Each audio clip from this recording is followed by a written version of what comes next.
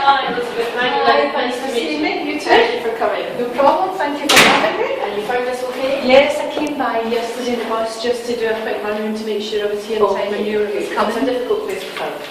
Okay, well, you've applied for the post of caseworker at Bridges. What skills do you think you need to do a job like that effectively? Well, I've been online and I've been reading all about you and the type of work that you do and the people that you work with. And I've had a wee think about that, and I look back to my experience when I've been working in employability for a number of years. So I've been working in the public sector for many years. I've worked in support work, I've worked in employability, and I think my skills come together in this one. I have supported people furthest removed from the labour market into work experience and employability. Learning disabilities, long-term unemployed. I've had contact with employers and bringing it all together, and I just think it all kind of fits in with this job here. And what sort of barriers then, if you work with people far from the labour market before, what sort of barriers do our clients have? Well, certainly like asylum seekers, they don't have permission to work, so that's a barrier, a major barrier, but I think a lot of the other clients, they might not understand the work culture. I think another barrier is people's negative attitudes towards refugees, so I think that's a big barrier to overcome. And the way that we work in this country might be completely different to the way they work in their own country, so there'll be a lot involved in helping them understand that. Okay, this is working in a team very much in this job, so can you give me an example of a time when you've worked in a team, specifically what your role was and what the impact was? Well, my previous job, I worked for a company called Enable Scotland, and we worked in an employability team, and we were quite highly targeted. So we were funded on the targets that we achieved that year. So it was always certainly in our best interest to make sure we achieved our targets to get further funding.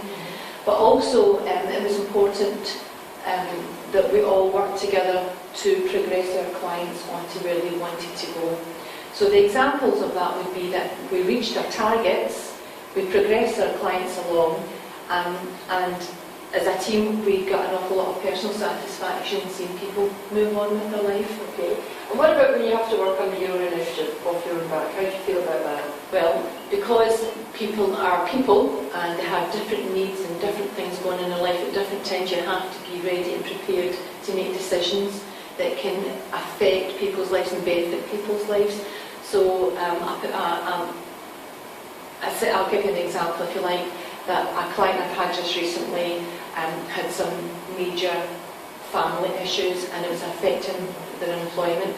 So what we had to do is find out exactly the issues, how we were going to resolve it, then go to the employer and say, this is what's happening just now.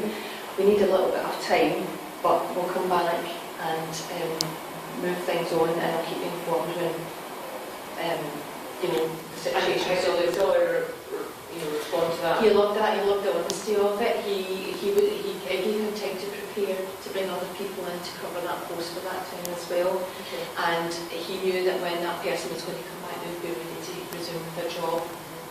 Okay. What's your greatest strength? My greatest strength is communication. I like to get on with people. I like to be able to talk to people. I'm good at speaking one-to-one. I'm also quite good at speaking in a team. I'm not too bad at setting the own letter up in IT as well, so general communication. Okay. And that's important in this job because? Because you have to let people understand what you're saying. You don't just speak to people one-to-one, you have to contact other people, you have to make people aware of what you as an organisation does and what that person's skills and needs are. Okay, and what about your weakness? Because we've all got them. My biggest weakness, I think, is I find it difficult to say no. Okay, so what does that mean? It means I'm always wanting to do stuff, and sometimes I should say no and finish what I'm doing, but I always say yes, I can do it. Or you know what they say, ask a busy person if you want something done. And finally, what's been your greatest achievement? My greatest achievement is actually finding work in the field that I enjoy most. I think I've got a job that I really enjoy. It's a job that I want to continue working in.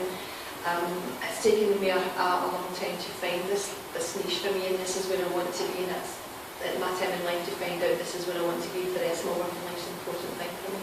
Okay, well, it's been an absolute pleasure meeting you, Elizabeth. Nice to meet you too. Adhere to your decision. Thank you very much for your time. time. Thank you very much, Speak to you Peter. later. Thank you. Thank you Bye-bye. very much. Right, now,